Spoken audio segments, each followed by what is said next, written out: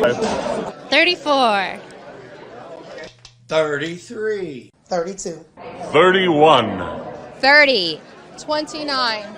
28. 27. 26. 25. 24. 23. 22. 21. 20. 19. 18. 17. 16. 15. 14. 13. 12. 11.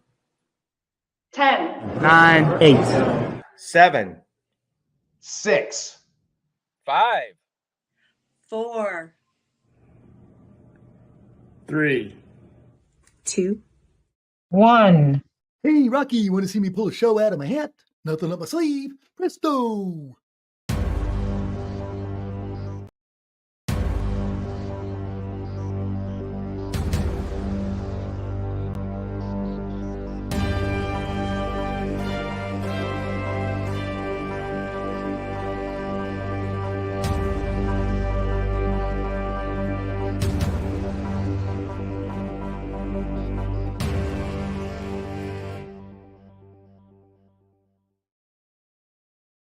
Hi, and welcome to the Mouthwash Talk Show, a minty, fresh take on politics. And wow, we got a crazy show tonight. I've actually figured out how this AI chat thing works. So we're going to be doing a little bit of that tonight. We got Michael Paul-hart, city county councilor. I believe he's in District 20. I hope that was right. But they've moved him all around, and he's won re-election. So he is one of the hardest working councilmen I think we have in Indianapolis, and he's always looking to improve things. And I think he has it in his sights to improve city procedures with AI. Ooh, but I'll tell you, some folks may not think that's the greatest idea. What if it's in the government? What could go wrong? I'm sure that's what it is. So I'm going to go ahead and we're going to do some fun stuff tonight. So I'm going to put up my little GPT chat thing here. I'm going to ask it a question real quick here. Let's see how if we were to use AI for Michael tonight. Let's see how that would work here. Let's put it up here. Okay, I'm going to put it down here in the chat bar. Here's my question. Introduce Michael Paul-hart on the Mouthwash Talk Show, who is going to tell us how AI is going to be used in the government. So you push the little button, and here we go.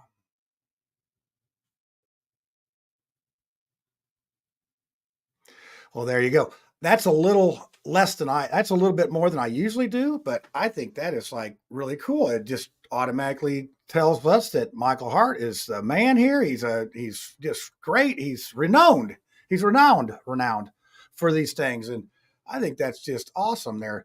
So, who knows, maybe they'll replace the entire Mouthwash show with AI, and then you won't have to listen to me. It'll just tell you all that stuff and we'll get good. So without any further ado, I think that was in there. Without any further ado, let's bring on Michael Hart and see how he's doing tonight. Michael, how are you this evening? Oh, fantastic. I like the intro, renowned strategist, I believe. I read it there really quick. They must be spying on you to know that. They got your phone and say, now I did put in something about, will Tiffany and Bigfoot ever get married? And they didn't know either Tiffany or Bigfoot. So at least you're known well enough that you have some comments from AI. So Michael, have you been on the show before? I think you have, haven't you? I think this is my second or third appearance. Yeah. And your political career's not been ruined yet. I think you're really our litmus test for somebody who can survive the Mouthwash show. So Michael, tell our viewers a little bit about yourself and what the heck you're doing on the Mouthwash show. Absolutely. So you were correct. It is District 20. So my name is Michael Paul-hart, City County Councilor here in Indianapolis. Until the end of the year, I will represent District 18. And then at the beginning of the year, January 1st, I will represent District 20. So what is District 20? There's 25 of them. I am the east-southeast side of Indianapolis. So my district goes as north as 21st Street and goes as south as Troy Avenue and as far east as Carroll Road, which is the East County Line Road, and as west as Emerson. So I've got a nice array of constituents, all sorts of folks of backgrounds in that district. And they have, with confidence selected me to represent them for 4 more years. Wow. That's, it's a job, isn't it? I mean, at least they raised your pay a little bit. I mean, and you voted against it and you still get it.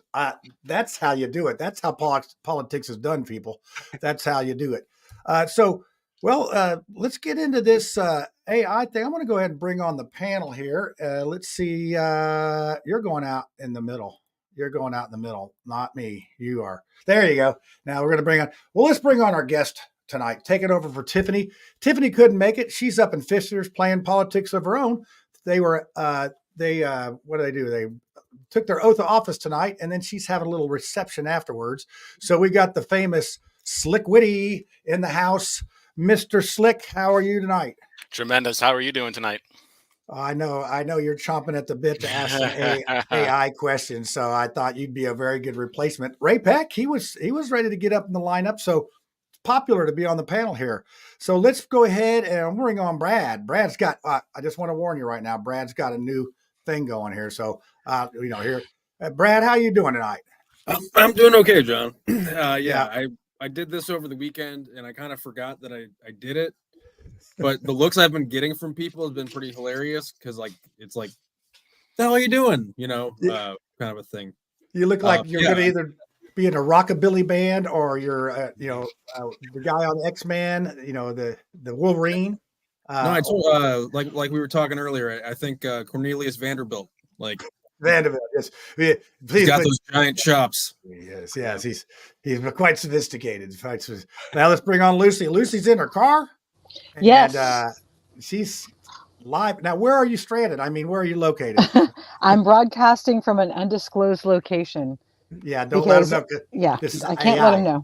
It's AI. They'll track you down.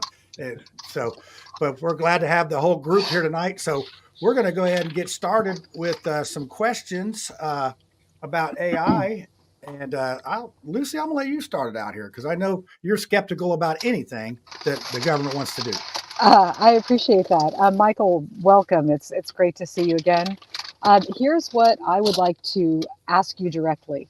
Have there been any discussions at all in the Indianapolis City Council about AI? And if so, has anyone proposed that AI in any form be used to govern Indianapolis citizens? So to the first question, the only discussion we've had is creating a study commission. So to the second question, no, there has been no proposals yet. So what the first proposal, I guess you could say, around AI was to create a study commission to learn about the processes of AIs and how it can impact city government, both in a positive and negative way. And so that was proposal 362, which I introduced back in November and passed in December. So that's as far as we've gotten so far. Okay, that's so. I'm going to ask a follow up on that. Take your stuff out of the paper. Yeah, sometimes you'll have that when they're live.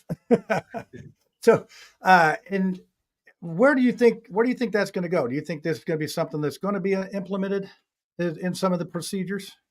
So here's the interesting part. So here's how it started. Let me just kind of rewind it back a little bit, right? To say, why did this even come up? Why are we having this conversation? And it's because in my day job, I work in IT all day long. And for the last 6 to 9 months, that's anything anybody wants to talk about is how do we add AI to business procedures? How do we bring this in to make us more efficient, make us more profitable, right? That's the private industry conversation that's happening.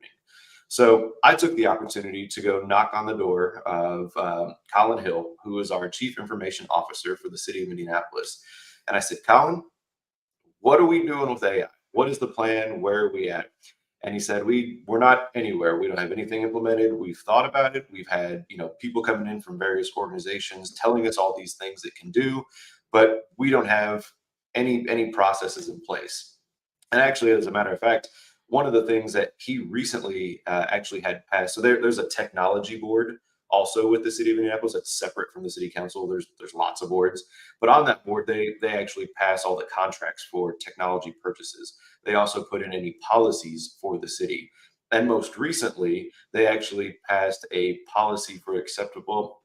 To me, it reads like an acceptable use policy, but they've got another name for it. But basically, ways to use AI in the city if there were to be used in the future. Not that anything is used today, but as a way to kind of protect them in the future. So that's as far as I've got from a policy standpoint. So I said, okay, you've got all this, but let's go a bit farther. Where are you planning to go? And I've been talking to folks, in my private world of business to say, what are other cities doing? What can we do? And they were giving me some ideas, and I said, well, what was the process that you took to even implement some of these things? And they started talking about task forces. And I said, well, we don't have a task force mechanism in Indianapolis, but I know we have commissions because back in 2020, we had a sustainability commission. And I actually sat on that. I was the Republican appointee on the Environmental Sustainability Commission. I learned about this framework. So I said to Colin, I said, hey, how about we create a commission to study the development of artificial intelligence for the city of Indianapolis so we can prepare for the future before we just start throwing out proposals or putting in any sort of new technologies without actually vetting them first. He said he loved the idea, said he would be a stakeholder and would love to sit on the commission. And that's what kind of moved all of this forward to at least initially give me as a counselor some buy-in from the city side to then be able to move forward and get support from the other side of the aisle so we could start actually studying the different types of AI and how they're being used elsewhere and how we could potentially use them in the city. All right, that's great. Okay, I'm going to get to slick witty in a second, but I'm going to go back to the magic chat board here. So bear with me while I shift the gears here. That's not it. Oh, I got to do this part. I got to bring that on. There we go. All right. So let's do it this way. So we can all see it at the same time. So I'm going to put in here a comment that maybe that you would have. Let me get rid of this one first. Delete that chat. We already did that one. So let's go with hey, how to get a building permit. Let's see this. Help me get a building permit. Let's see it.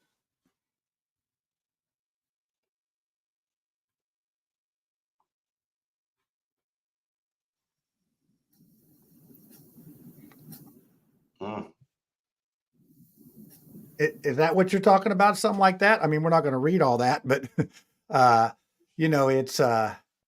it's very interesting how quickly that thing spit it out. And I read over it, and it was pretty accurate on how that process works. So is that something what you're looking at as far as helping people figure out stuff, or am I off base? What you just used is called it's a generative type of AI, right? It's generating content for you. It's generating feedback to your question. The other types of generative AI are, you see like the pictures that are created, and people are doing cute things with that, and then they're doing very, very bad things with that, right? So that is, when I like to describe that, it's at the top of the spectrum. If you had a top right of a quadrant and a bottom left of a quadrant, that top right is the most advanced, most sophisticated algorithms that generate content, right? That's saying, hey, I'm John, put me in a business pose, give me a headshot and make me look 30 years younger, right? It can generate that picture. However, that, again, top right of that spectrum. Bottom left of the spectrum, right, is what we call robotic process automation, also referred to as an acronym RPAs. So those RPAs are what are mostly used today in the world of when people say AI. It's generally small bits of script that take sets of data and either consolidate that data sets for other uses in the future, or it's just running a basic script to make somebody a little bit more efficient. And then everywhere in between that spectrum, you get more advanced. Whether you're using, where we can take this conversation, right, where I think the big concerns are is when cameras start getting involved, right, and where you start getting more advanced and start doing alerts and things of that nature. When it comes to your example for the permitting process, where it could be used is in that it mentioned wait, right? There was submit your process and wait. And I don't know how many times I get emails, phone calls, text messages as a counselor saying, hey, I've submitted this thing. And it's just like, I threw it into the ether and I have no idea what's going on, right? So one, in terms of feedback to the applicant of where that process is standing, but also imagine this AI scripting the RPAs as basically a bot in the middle, right? Being air traffic controller of this permit through the process, because that's only like a top level view of actually what came through there. when you're submitting your permit, you're submitting your design plans, you're submitting that for approval, it's getting second level approval also from different agencies at time, third party agencies. It has to come back to you as for modifications, has to go back again. All of those back and forth, that's what really holds up. And you know, John, more than anybody, what holds up the whole permitting process is that there's no real air traffic controller saying, your turn, do this, do that. So that's one, small little robotic process automation standpoint where we're not really even, I mean, if you're looking at privacy, I mean, you may have somebody's permit information, their email address, their phone number, and who they are that submitted it. But you're not really getting into some really deep level PII, or what would we call it as personal identifiable information. You're not really getting into that yet. But to your point, and some of the things I mentioned earlier, the camera stuff, which I think is what most people are concerned about when we talk about this stuff. But that is how it can apply at a bottom level of the spectrum.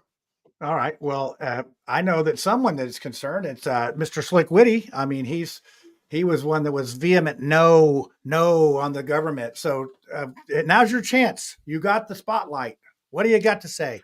Well, first off, I want to congratulate you on your re-election. I was following yours pretty closely along with the entire cities, and you had a very tough re-election. So congrats on that. So like my old grandpappy used to say, the road to hell is paved with good intentions. And I think this is a clear example of that. What scares me the most is the lack of oversight for the future. I mean, you kind of already touched on it about the cameras. We already have plate readers. So say you put something in the AI, I'm looking for a blank person with blank long hair, this color, around this weight. Then they're looking for everybody. And I've already been paying attention to the city council meetings. Not long ago, I saw that the Parks Committee, they approved like millions of dollars for cameras, and there's no reason why they can't add a little layer of AI to that. But we know all this stuff is programmed by humans, and humans are, they're greedy. They can be psychopaths, and you get one that wants to look for their ex-girlfriend or their ex-wife. And we kind of saw that in Plainfield this week. You did say that you wanted Indy to become the smartest city in America, and that absolutely terrified me. Because the thought that the government watching everything that I do, it really does scare me. Like, I don't have anything to hide, but I still love my privacy. So I think my question is right now is the hacking that we've been kind of occurring the last couple of years, especially in Indiana. We had Eskenazi get hacked in 21. We had the housing agency get hacked in October 22. And even earlier this year, or even a couple months ago, almost $1 million or 1 million people, Medicaid members, got hacked. So I know this is very early. There's no advisory board yet. You're still working on it. But what safeguards do you have in mind, since you're in the IT world? And can you answer it without saying we are going to talk about it or we are going to look into it? So let me take you back a little bit farther to say how another reason why this started. So before I even came up with the idea to go to college, even, right, we had a gentleman come to our caucus and propose an idea to us. And he says, I want to implement this video solution and call it a community command center. And what that command center would do would have all these TVs in a room, and it would put this AI solution on top of cameras, and it would watch for crime before it happened. And my first thing out of my mouth was, I don't want a camera to watch me when I'm not doing anything wrong. And I'm sure that I'm not the only one who's thinking that right now. I said, but let's just go ahead and set that aside from now from a privacy perspective. But I said, just entertain me. How much? $3.2 million. Oh. I said, oh, okay. For what? He said, for a command center that would view Wayne Township. Speaking enough, John. I said, so $3.2 million for Wayne Township, and we get a camera system that watches people proactively and reports crime. I said, okay, so if I give you $3.2 million, or the city council gives you $3.2 million to build that, how do you sustain it? How do you keep the lights on? How do you keep it going? How do you have the people watching it? And he says, well, it's going to be so good, we're going to get the businesses to chip in and pay us every year to keep it operational. And I told the guy, I'll hold back his name just for privacy reasons. And I said, I said, all due respect here, but I've had smaller cases where folks, they don't like speeding in their neighborhood, and we've petitioned together and we've got the approval to put in speed bumps. And when we've given them the approval, I turn back and I say, okay, now we got to pay for it. And they look back and say, what? We got to pay for it? I say, yeah, it's 10 grand to put them in. And they said, well, we don't want to do that. We just want speed bumps. And this is a prime case that I was trying to tell this gentleman that was proposing this to me was, there is no way you're going to get businesses to pay $3.2 million a year to keep this thing going. Again, privacy aside, let alone to build it 9 times, you're looking at $30 million. That's 10% of our overall IMPD budget. So that's actually what kicked off a lot of this, right? Where I actually went to a summit and they were talking about smart campuses and smart cities. And I said, okay, well, I need to learn more. We need to learn more about this. And so, to your point, I'm going to answer your questions. I promise you I'm not dodging it. So from the first part of it, it's the first thing I wrote down was oversight, right? And again, I'm trying to make sure I answer this in a good way for you. We are going to be looking at many different things. So what we're going to do in this commission is we have 5 separate use cases that we're trying to outline. And I don't know what those use cases are quite yet. We're still trying to figure that out. So we have partner teams, core city teams, and core ancillary teams.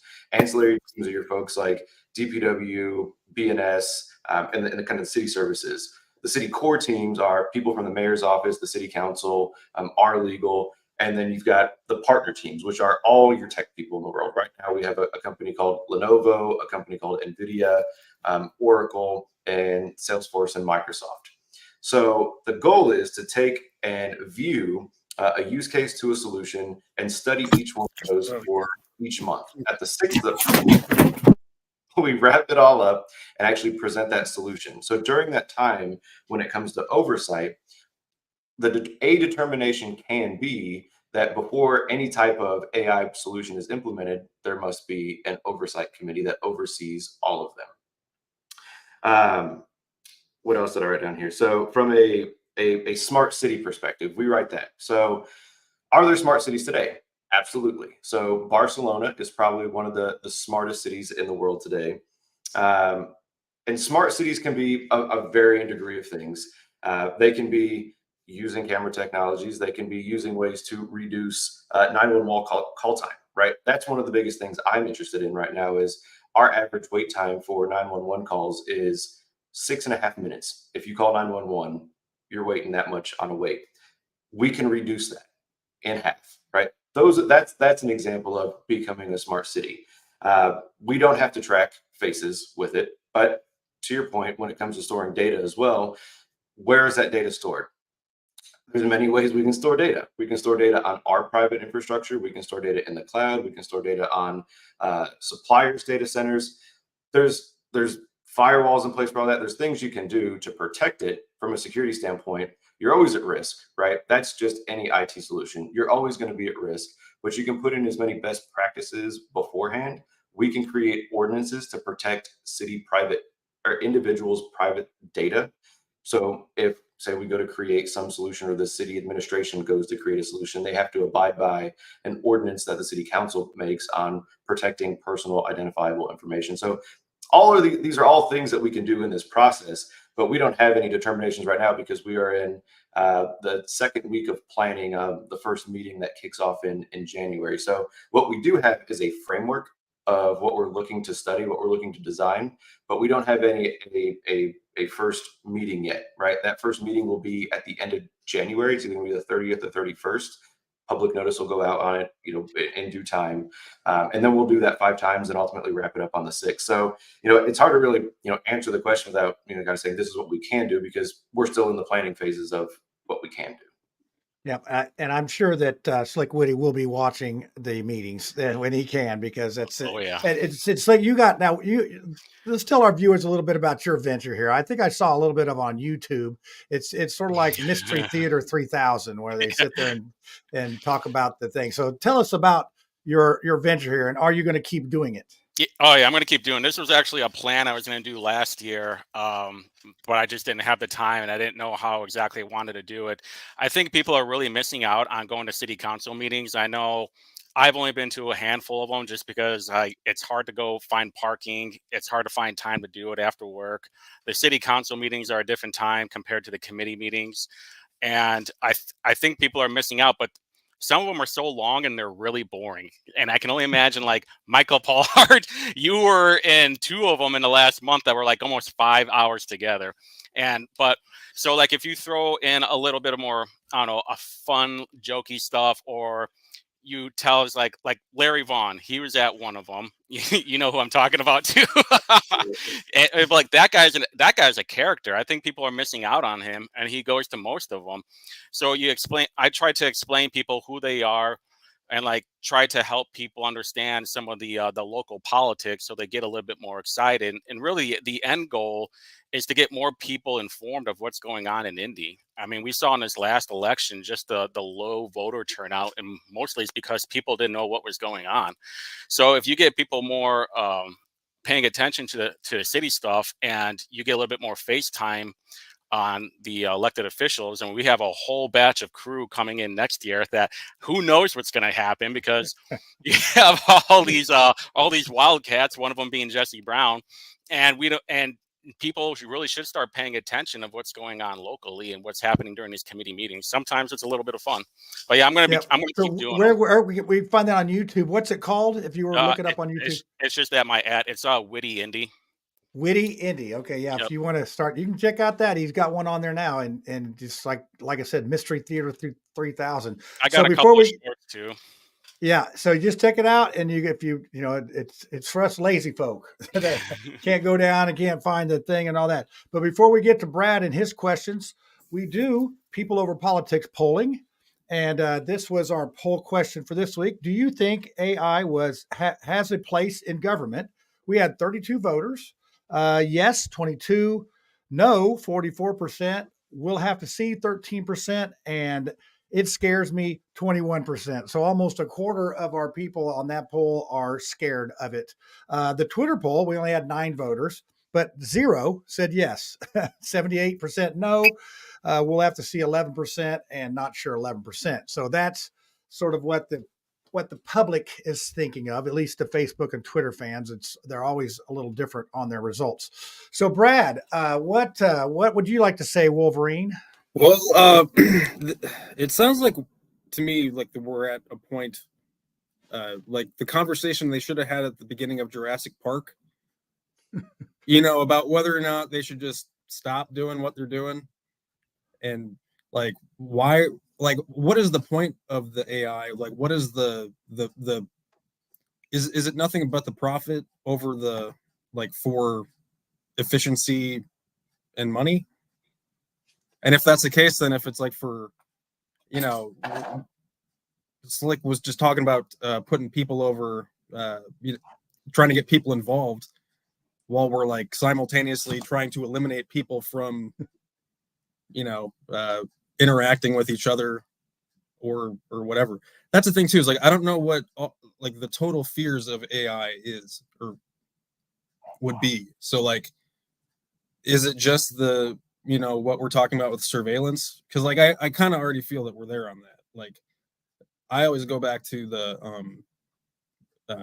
October 7th thing in Israel, and they had the satellite video of the attack, and I'm like, how?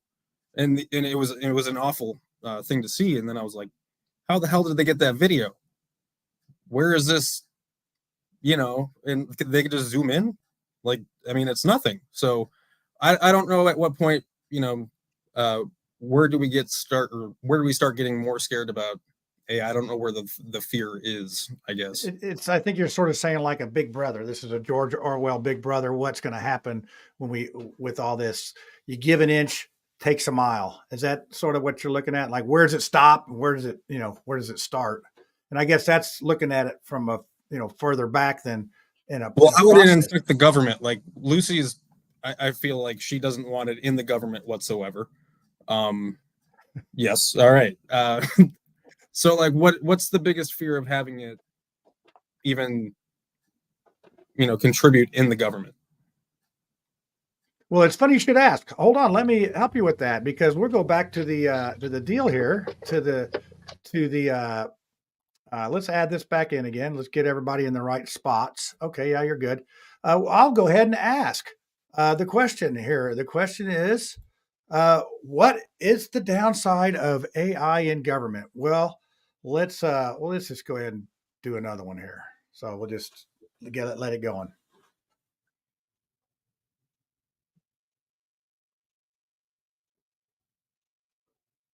And that's what I mean. Like, it just seems like, at least with this, it just seems like it is a tool. So it's going to be used by humans either as quickly, and we're going to use it as we wish, I would think. Yeah. So you got privacy concerns, which, the privacy you're talking about, bias and fairness. Who's actually doing the IA? Transparency and accountability, job displacement. If we got cars that automatically drive themselves, how's that going to work out? Security risk. Can it be hacked? Lack of regulation. Public trust and perception. And I think that our poll showed that that's a problem. Financial investment and resources. How's that going to work? Limited accessibility. You can't really get to this to change it. Maybe it's like a Wikipedia gone wild. Ethical considerations. And one of the other things that I would look at here is the fact that we'll get lazy. We'll just rely on this. Like, maybe we're not so good in math because we got calculators. So John, then, why keep going? Like, were those 11 things not enough to just go, hey? I didn't put in what's the good. Do that. It's like, there needs to be that argument. Okay, let's see what it says for that. So let's go over here. I got to click a couple buttons. Like, how would AI improve the government? Like, I don't know. I'm going to put upsides. I don't know what that would look like either. I kind of see what Brad is saying too. I mean, one of the things I think Michael Paul-hart talked about too is automation and how we can utilize that. You were talking about the calls for dispatch. One of the things in my videos that I talk about is like, well, how are you going to automate it? Is like, are you going to tell them like, what's the degree of your emergency at a level of 1 to 9? And can the AI pick up if you have like a migrant that's speaking Spanglish or like can barely speak any English? So here you go. It's coming out. I feel like this is what was that movie, Willy Wonka or something, that had you put in the Mike TV or whatever. So here you go. You got improved efficiency. That's what Michael's after. Enhanced decision making, cost savings, citizen services engagement. This is sort of stuff. Public safety. Now that's going to probably involve that $3.2 million camera system. Data analytics and policy insights, streamlining administrative procedures, job losses. I'm sorry, I just said that. Predictive maintenance. I would say, how about stoplights? Let's put some AI on stoplights. I sit at stoplights all the time thinking, why is it not changing? Healthcare, custom public services. So it just pretty much lists all the things you can think of. Only 4, 5, 10, and 11 involve people. All the other ones are about profits and efficiency and, the bottom line. So with city government, right? In the private sector, right? They're trying to make money. On our side of the house, where we share similarities, is that, and I say the government side, is we all lack people, right? I can pick any department. I mean, we can even pick inspectors, right? Your shortage of inspectors, your shortages of CPS. People everywhere. And so the value being, how can we take where we need people, but we only have 7, how can we make those 7 people as efficient as 10? And then the budget that we had for 10, how can we shift that to roles that you can't offset with any type of AI technology, like say a truck driver or a mechanic or something along those lines, or a fireman or a police officer, and then reallocate those dollars as a cost saving measures to now start improving your recruitment plans, improving your retainment plans, and hiring. So that's really the efficiency standpoint and cost savings, is that you're not ever making money as a city government. I mean, the administration, ain't that the truth? That they spend it all, right? I think I need to jump in. Yeah, I think I need to jump in here a minute, because I really love what Brad said about, we never considered whether or not we should, just that we could. I don't think any of us want to be Luddites. Like, I really enjoy being in a car and having this, awesome seat warmer. So we don't want to go back to that. But once again, what this does is it shifts the power away from the individual human being, concentrates the power into a smaller number of people. And I'm sure that you're not a psychopath, Michael. However, most people that are drawn to positions of power work to get there because they literally are psychopaths that want to rule other people. And so if we're talking about all the different functions that you just mentioned about government, how many of those were outside the bounds of the Constitution, both federally and state of Indiana? So now we have a way to more efficiently suppress citizens and free speech. And I know I'm rambling a little bit, but I want to point out that everything that you just gave us through ChatGPT, John, is all garbage in, garbage out. ChatGPT is woke. You only get the data that serves the people who own the platform. So until we have open source, which Elon seems to be very much trying to do with X, until you have true open source, transparency, informed consent, all of this does is make it easier for the suppression of the citizenry and the culture shifts that serve the profits of the people that own the platforms. So I would like a to Bond see, villain would be created from this. yeah, you know what I would really like to see? I would really like to see Indianapolis city government say, you know what, we recognize the dangers of this, so we are preemptively going to make sure that our citizens are not part of a smart city, that our citizens are not going to be put into a 15-minute city and suppressed in any way, and then have a list of rules that can't be broken before it even starts. But here's the dirty secret. If you saw Joe Rogan interviewing Elon Musk, it's clear from what Elon said that we are so far beyond too late. Too late. It's too late.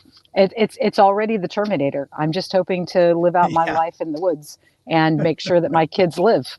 That's really what I'm doing. I'm trying to survive and make sure that we live, because it is going to be Terminator Judgment Day.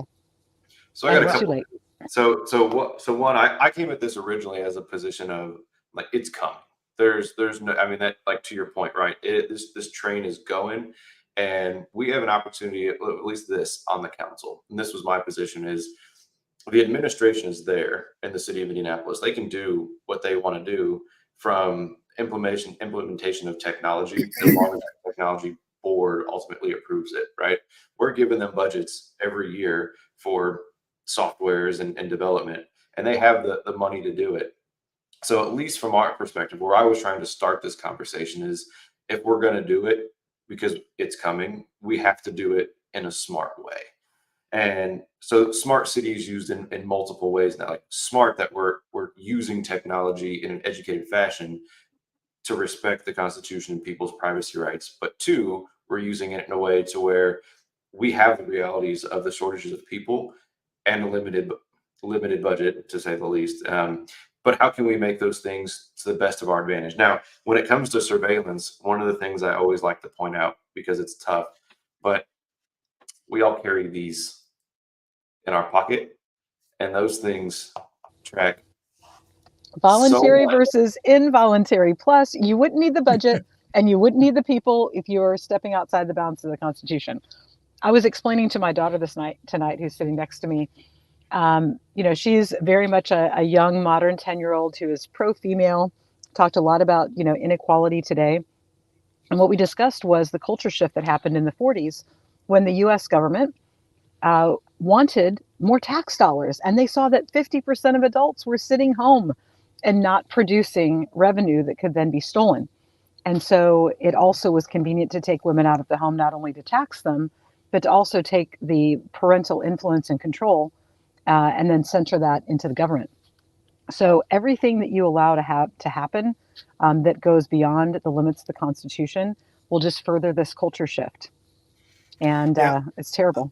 I do think that it seems like, hold on, Brad. I want to play small talk real quick, because this is sort of how the AI conversation is going to go. There's just so many different ways this could go. There's like 20 rabbit holes here that we could go down.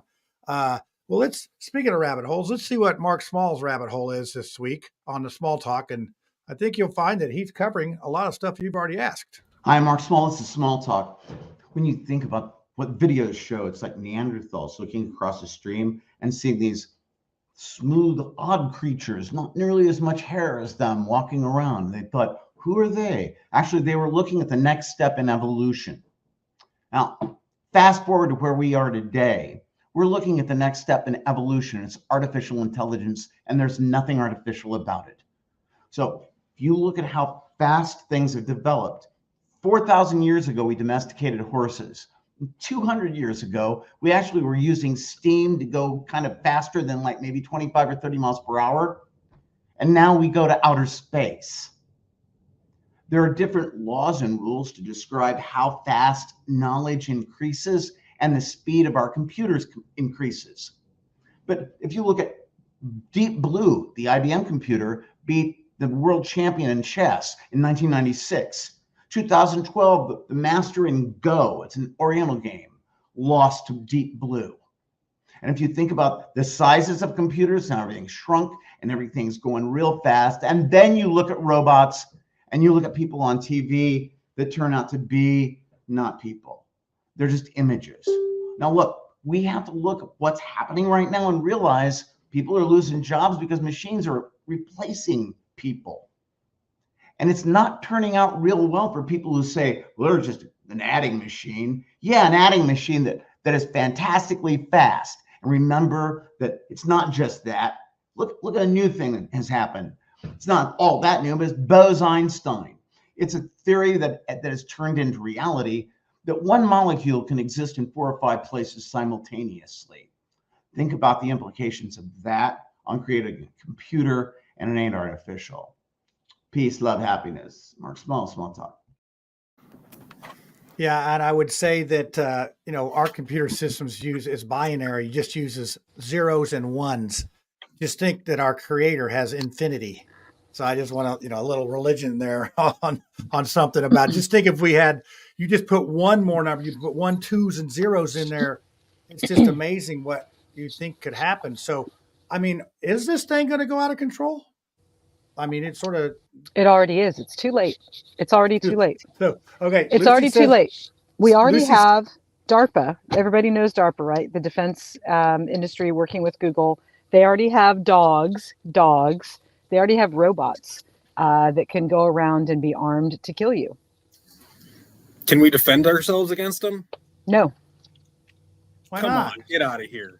Well, I'm a libertarian, so people think I'm extreme because I think that as a citizen I should be able to own any kind of weaponry that the government owns. But the fact of the matter is, I'm popping at a tank. I mean, what are these things made out of? My AK-47 is not going to have armor-piercing bullets that are going to take out these things. And who would even know that they're there? They're going to come out of the sky as a drone. Right? I mean, directed energy weapons. I don't have a blue roof on my house. And so the directed energy weapon is just going to vaporize me and my family. Right. All right. Before we get to the conspiracy part of the show, let's underail this train. Brad, what do you say to that? I kind of look forward to the moment where I'm always on the lookout for battling like a droid that just pops out of the sky. That's easy for you to say, Wolverine. It's easy for you to say. Yeah. Who's going to say I can't? I don't know. So this just leads to me a question because we just don't know so much about this. So Michael, how hard of a sell do you think this is going to be to the folks here? I mean, is this going to be dipping your toe in the pool water? Are we just going to jump all the way in? What's your strategy on selling this? Yeah, so my strategy is this, right? I mentioned those 3 teams, and that doesn't include the commissioners. So what I'm looking at from a commissioner standpoint is to have folks that have varying backgrounds of expertise to do exactly what you're doing, poke holes in these proposed solutions so that we as counselors can learn from that and start creating preventative measures, whether it's ordinances or whatever it might take locally, but can also share that with our state folks to say, look, here's what we thought about doing, or here's what some tech company told us would be a good idea, but here's what people with privacy backgrounds had to say about it. Here's what civil attorneys had to say about it. Here's what a cybersecurity analyst expert had to say about it. To where we actually look at that whole solution from varying backgrounds, and then ultimately create that report. So what we are looking at, though, on a lot of these solutions are what we're considering low-hanging fruit, right? The stuff, the generative stuff, we're not going there, right? The real complicated, privacy violating, or we don't even want to go there, right? I think some of the most advanced things that we've mentioned, even using cameras, are installing cameras on trash trucks that look down to identify potholes. That way we can map them out in real time and not have to wait for somebody to take a picture and send it to us. So that's been one of the most advanced things that involve cameras that have come up.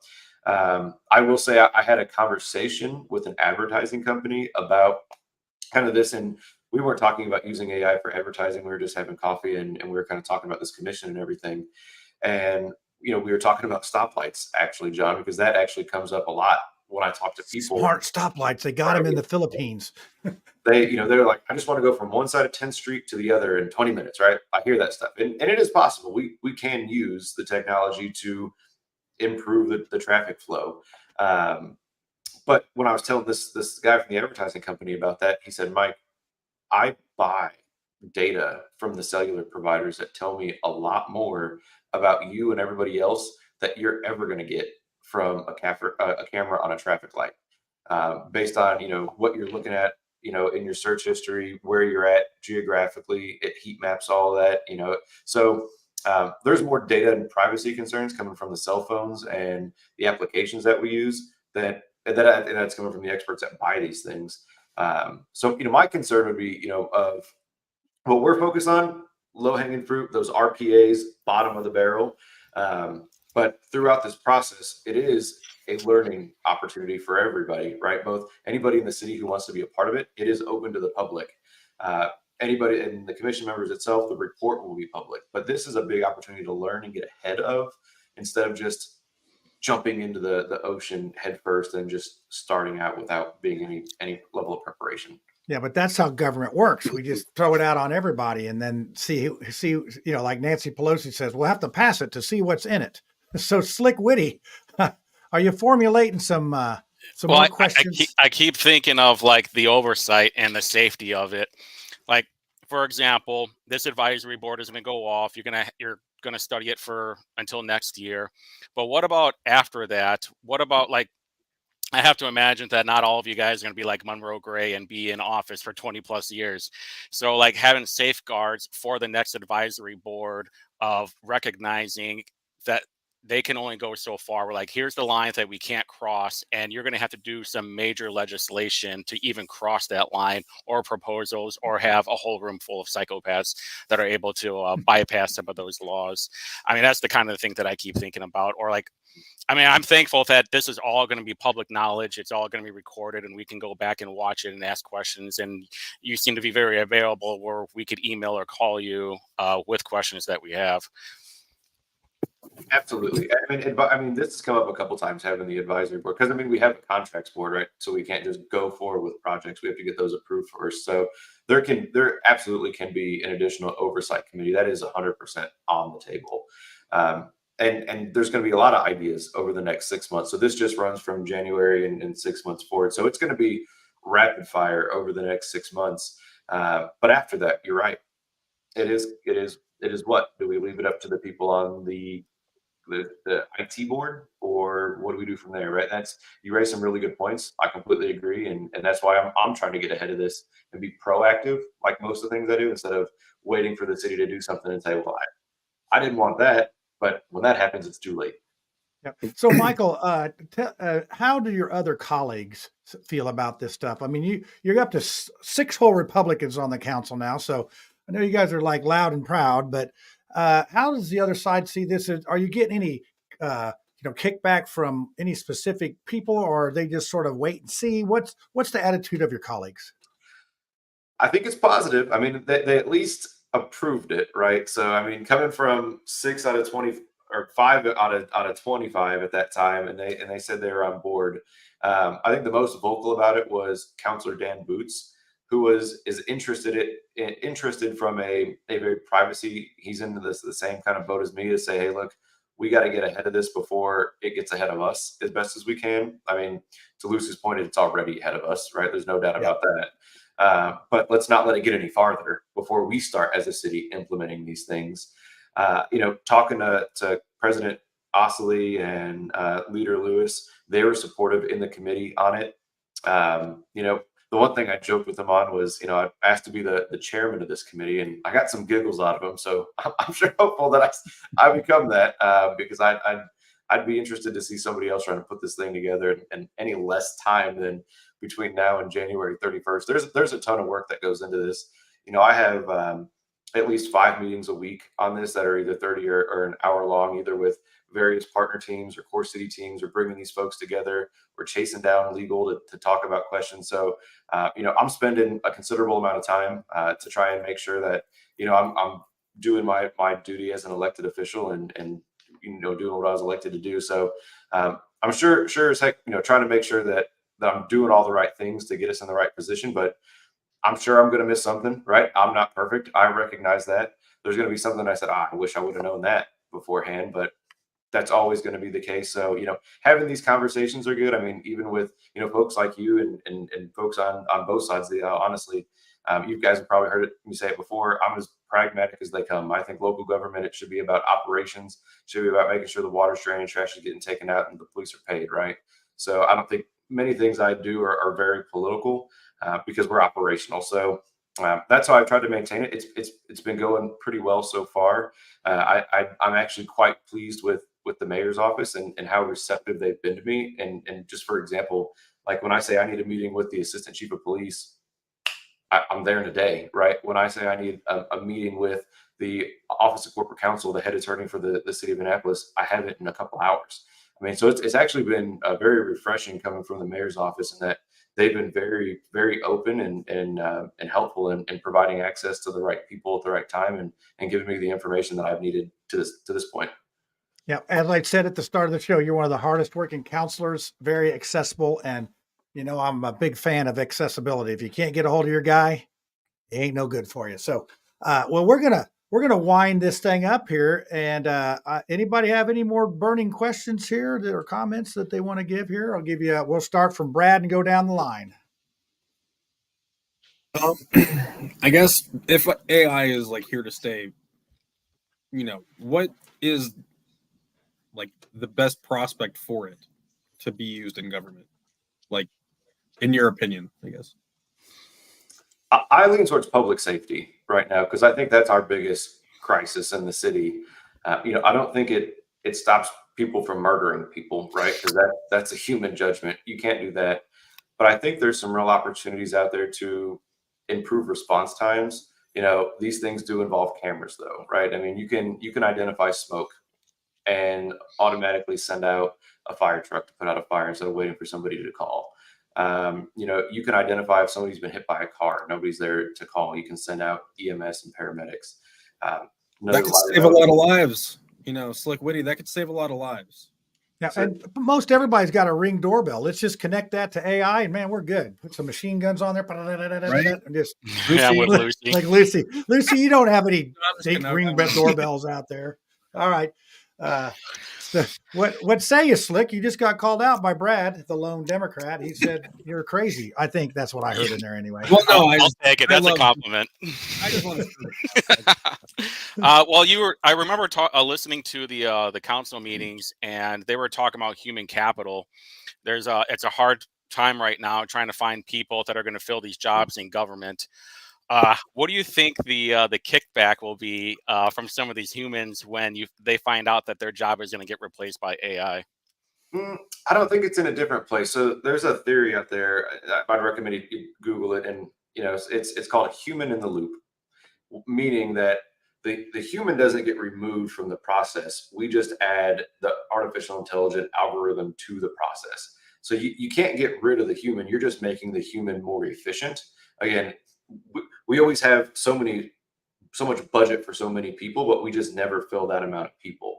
So the goal being, how can we just go ahead and make those people as efficient as 10, that we don't have to worry about hiring 10, because you can pick every department in the city. I honestly can't think of one that doesn't have a shortage of individuals at this time. Yeah, I mean, the police are down. I know that business neighborhood services is down. Health, I mean, they're all struggling for Shelters, people to work. Yeah.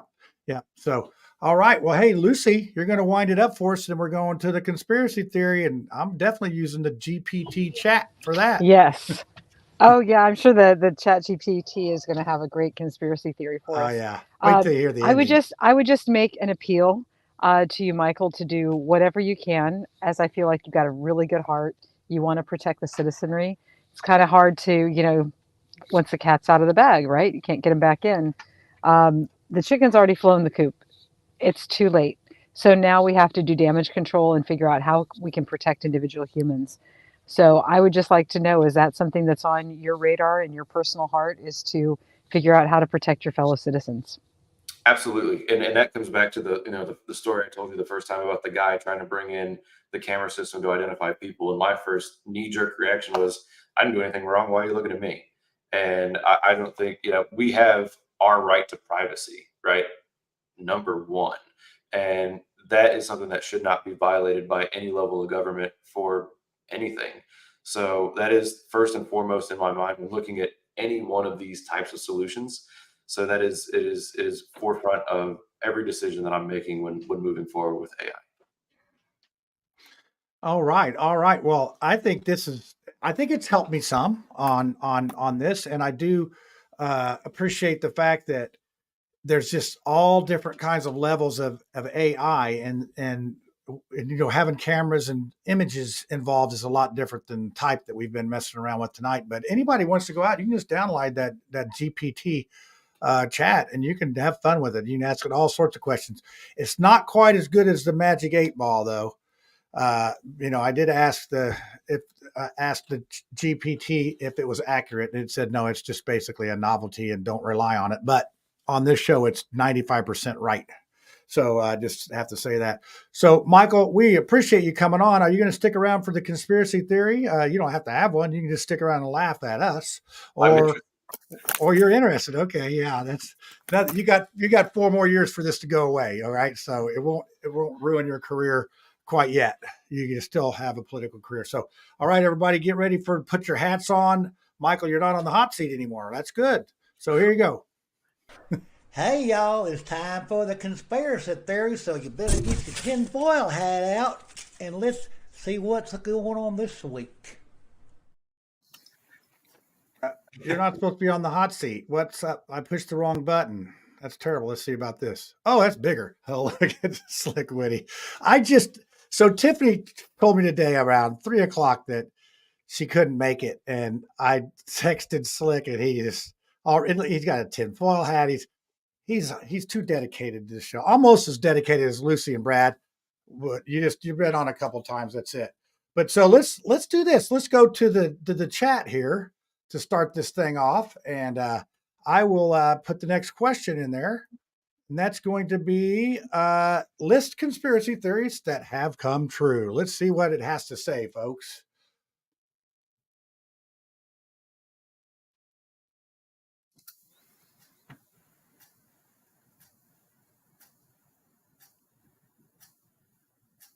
I don't know if it's going to stop. Okay, that's interesting. One of the things that I've learned is that I didn't see the 2020 election. If I tell you, if you do it again, before it had Operation Paperclip on there, Lucy. On my first one, I did the test run on this, but yeah, that's pretty interesting. You have Watergate scandal initially dismissed as a conspiracy, and then Mockingbird, CIA, 50s and 60s, Tuskegee syphilis studies. Now that one's sad and bad. This counterintelligence FBI stuff. So I mean, hey, no MK Ultra. What's going on? Which one are you talking about there? It's listed. Yeah, MK Ultra. Scroll up. Oh, it is in there. Yeah, it's in there. I got my McVeigh glasses on. Mind control. Mind control. What? That sounds. But I didn't see the Manhattan Project. I didn't see Operation Paperclip. I didn't see any of the really good ones. It was. Oh, was it? On. Okay. It was on my on the when I did it earlier. That one came up first. I go, I thought Lucy, but So you can to give you 7 more, and it'll give you 7 different ones. Well, yes, it will. Let's see. Let's do it again, and it will see what happens there. So that gives you the thing. There's Operation Paperclip this time. Manhattan Project. I think AI is watching our show. I'm not sure. There's Snowden on there, Edward Snowden, and so that's pretty wild, isn't it? It's so you put the same thing in twice and the same thing doesn't come up. That's what. And then it mentioned the 2 things you just said, Lucy. You are being watched. You are suspect number 1. So I don't know. It's just sort of crazy, isn't it? So that's my conspiracy theory, that AI is listening to what Lucy says. I did ask it about Spirit Airlines, and it had no comment. So I asked it if Tiffany and Bigfoot would ever get married, and AI did not know either of those people. I'm surprised they didn't know Tiffany, but they had no comment on personal relationships or what happens in the future. So, Lucy, what conspiracy fact do you have? Because I think I'm just name this to the factual part. So, for a little bit of context, for those of you who don't know, there's this place called CERN, CERN, underground tunnels between, I think it's Switzerland and France. And one of the most exciting, I mean, just unbelievably wonderful entertainment value is if you go look at the opening of CERN, where you see the various satanic rituals that are enacted and the effigies of human sacrifice to open up this supposed scientific research facility. So, with all of that set up as context, my conspiracy fact for today centers around a young man who is reported to be, the most intelligent young man, of our current society, who claims that his theory, so I'm going to give you his theory, is that in 2008, CERN, that the scientists there accelerated some particles and they ran into each other, and it shifted the atomic weight of just a single molecule enough to throw us into an alternate universe, and thereby explaining the Mandela effect and why some of us remember the monocle on the Monopoly guy and some of us don't. Some of us think that Mandela died, some of us don't. Berenstain Bears versus Berenstain Bears. There's various things in the Mandela effect. So I think what this really boils down to is just a confirmation that we are living in the Matrix. Yeah, it wouldn't be hard for me to believe that, although I wish the Matrix wouldn't make my back hurt. But anyway, it does. So I know you only had like hours to prepare, Slick, but what do you got? I bet you have something. You probably have 2 or 3 ready to go. I had a whole Rolodex of them, but I wanted to make sure that nobody was going to get in trouble. So all the elections have come and passed now. In a few weeks, everybody's going to be getting sworn in. My conspiracy theory is that Mayor Hogsett will retire within the first year or 2 of getting sworn in and be replaced with AI. Well, I saw somebody commented on my Twitter feed there. It's like artificial intelligence. We're just going for some human intelligence in the elected offices. I said, no offense, Michael. I mean, they weren't talking about you, obviously, but yeah, that's a pretty good local theory you have there. So, Brad, what do you got for us?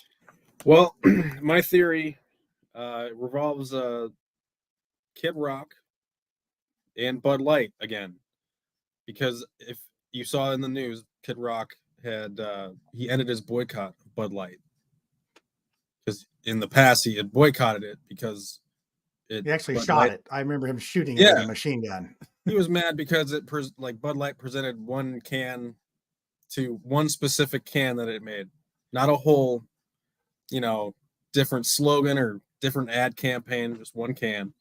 They all boycotted it, and then I think he's going on tour next summer, so he's probably gonna need just appreciate that kind of support, I think.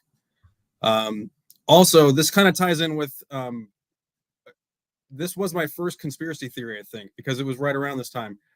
I first thought that he boycotted Bud Light and bought a bunch of stock in Modelo because Modelo had shot up, And now I think he's buying his Bud Light stock back because it's at a lower price. I mean, who knew it? He just looks like a dumb rock and roll guy, but he's a financial genius. Market. Look at him go. Yeah, it's 4D good. Yeah, chest. Bud Light's coming back a little bit. I mean, hey, it's up to about $14 a case now instead of $8.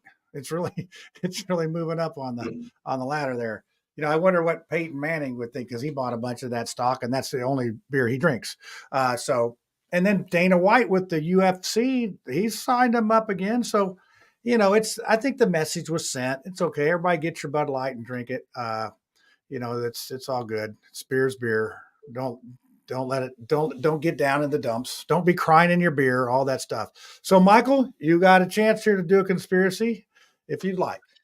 I'm terrible at these things. You can see we're not any very good at it. I don't know. I was trying to. I was too entwined actually listening to people, but I never actually consider them.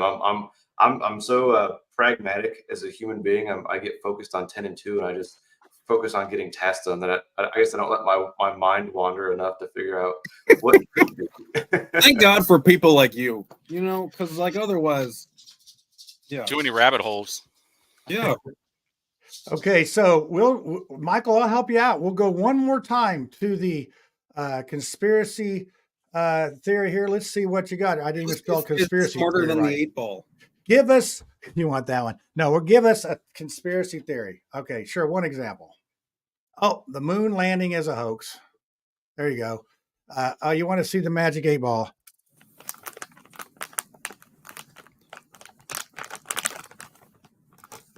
Oh, look at this terrible spelling.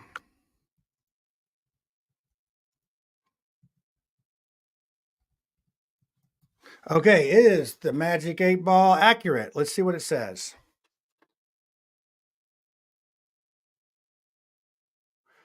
If you have important decisions to make or need accurate information, it's recommended to rely on more reliable sources, expertise, or critical thinking than the novelty item, the magic 8 ball. So there you have it, folks. That is one more thing. Oh, while we're at it, I still have one more to do here. This is the last of the thing. And this is my last question is going to be this right here. Let's put it down here. You'll get a chuckle out of this. This was actually Adams Harvey's idea. I wanted to thank the Mouthwash talk show viewers for watching the show tonight as Donald Trump. So here you go. Here's what you get. So,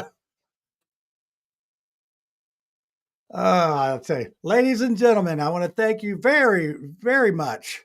It's been tremendous on the show tonight, the Mouthwash Talk Show, the best show in the world. Everybody's talking about it. We've got the best viewers, tremendous viewers. Nobody has better viewers than we do.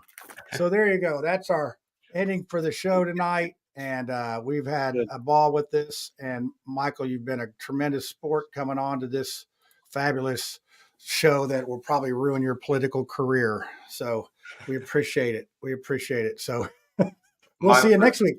Hey, Michael, you might want to tune in next week. We have a guy coming in that actually testified for January 6th committee. And he was actually the cybersecurity for the symposium that My Pillow guy put on. And he got himself in enough hot water he had to move. He may be disguised. We'll see. I thought about my conspiracy theory for him. Okay, it's too late. Bye. What show's over? Sorry. That they actually let you prepare for the questions before the show. That is, no one prepares for anything on the show. I mean, we get on about 3 till and just let her rip. That's how we do it. So we got great audience viewers that like to see this train wreck every week, and we appreciate you being on. So let me see if I got the right ending here. Yep. All right, there we go. Hey, Michael, thanks a lot. Brad, thanks as always. Lucy, Slick, we'll see you again sometime. You didn't do a bad enough job for you to get this banned. You got banned from Twitter on a couple of accounts, but you're still good here. Well, so we'll back at trying. We'll see y'all next week. Peace and out. Yes, now I can go.